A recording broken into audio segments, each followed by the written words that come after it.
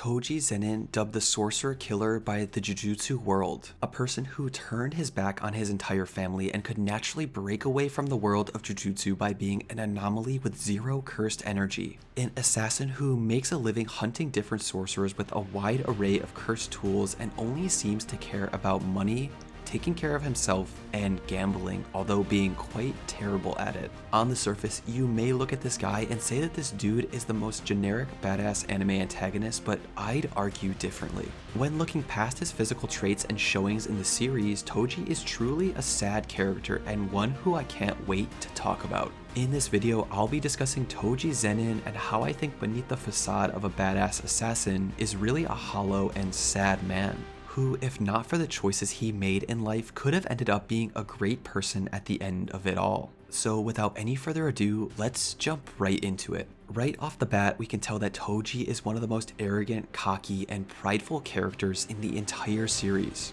Essentially, his entire life revolves around proving his strength to others by taking down powerful sorcerers for money. You see, Toji was born with what is known as a heavenly restriction, which exchanged all of his cursed energy for his physical attributes. In turn, this granted Toji with the abilities of superhuman strength, speed, reflexes, hearing, scent, and all those cracked out abilities. However, one thing to note about the Zenin clan is that no matter how strong you are, they look down on anyone who doesn't have a curse technique, since those abilities are their pride and joy. As a result of looking like a weak child, the clan expelled him and shunned him entirely. This was the start of Toji's guiding philosophy, which was to crush the strongest Jujutsu sorcerers without the use of any cursed energy, to truly show the Zenin clan that he wasn't the useless monkey that they believed him to be. Since Toji couldn't find approval from the family that was supposed to love and care for him, he would earn it through raw strength and power alone. It's obvious that this goal and desire is a clear coping mechanism for Toji, seeking the approval from the family that wronged him and essentially threw him out on the streets.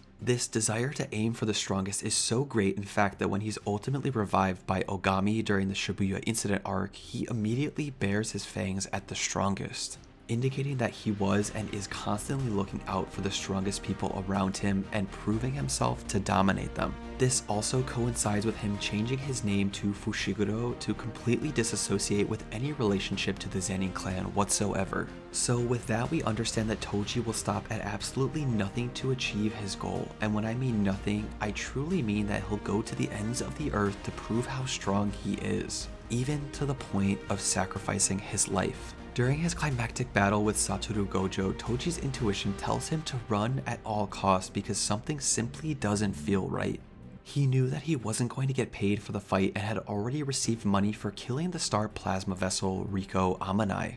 But continuing to fight without any money at stake tells us exactly where Toji's true alliances lie, with defeating the strongest. And therefore, Gojo's birth was always a source of annoyance, but also a fixation and obsession for Toji. Being known as the Invisible Man, the person who was always hidden from the world of cursed energy, only one young boy was able to see him. That boy being a young Gojo who possessed the rare ability of the 6 eyes. Even more so than this, Toji would have definitely been aware of the past between the Zenin and Gojo clans to know that the users of the 10 Shadows technique and user of the Limitless and 6 Eyes died against each other in battle. Knowing that there was a person like the one he had heard in this legend out there in the world, it was an opportunity too good for Toji to pass up. This selfish nature to prove that he could topple the pinnacle of the Jujutsu world ultimately ended up backfiring, and he ended up biting off more than he could chew. Toji's nature to prove himself not only ended his life, but made the concept of a person with zero cursed energy being able to take out the strongest modern day Jujutsu sorcerer look absolutely ridiculous. Additionally, not to mention that Toji had a family, a wife and son that he abandoned for this ambitious goal, making Toji one of the worst father figures in anime history. He has rarely shown any care towards his son Megumi, and this is also confirmed with Megumi having no clear memories of him, despite being a young child. And to make matters worse, Toji even offered to sell Megumi to the Zenin clan for money, with the clan's head Naobito offering larger sums of money if Megumi ended up getting an inherited technique, namely the 10 Shadows. When he's ultimately resurrected in Shibuya, he singles out Megumi and nearly kills him before realizing that this person might actually be his son. For someone who was absent from Megumi's life for so long, he quite honestly almost ended it in seconds. In my opinion, Toji is honestly the closest thing to a sociopath since he shows no regard in killing Riko Amanai, an innocent girl who simply wanted to live with her friends, even taunting Geto about how he killed her moments later. In Toji's world, strength is the only thing he respects, and quite frankly, it's sad since that was etched into him due to his terrible upbringing. But despite this nature, despite his obsession with power, we know that there's some humanity deep down within Toji's character. The name Toji gave to his son Megumi means blessings, and I believe that this refers to the blessing that Megumi would ultimately turn out differently from him and the life that he chose. Additionally, when he loses to Gojo during the Star Plasma Vessel arc, he requests that Gojo look out for Megumi, most likely because he knows how terrible of a father figure he is and wants a better future for his son.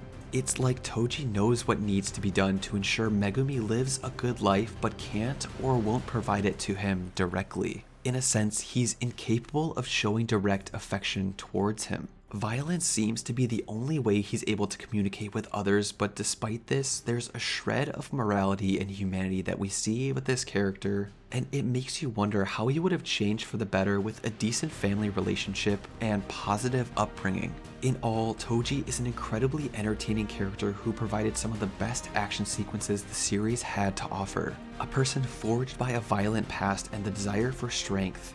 But this is simply all just a cover-up to hide trauma and fill a void that can't simply be filled with bloodshed alone. Whether we see him again in the future of the story or in a dedicated flashback is still a mystery, but I would love to see what else JJK uncovers about this beautiful tragedy we know as Toji Zenin. Apart from this, what are your thoughts on this amazing character? I would love to hear all your ideas in the comment section down below. If you like this JJK content and want to check out more videos on this amazing series, click the link right here for my JJK playlist and like, subscribe, and hit the bell so you never miss when a new video is posted. As always, thanks for watching and I hope to see you in the next one. Stay curious, anime fam. Peace.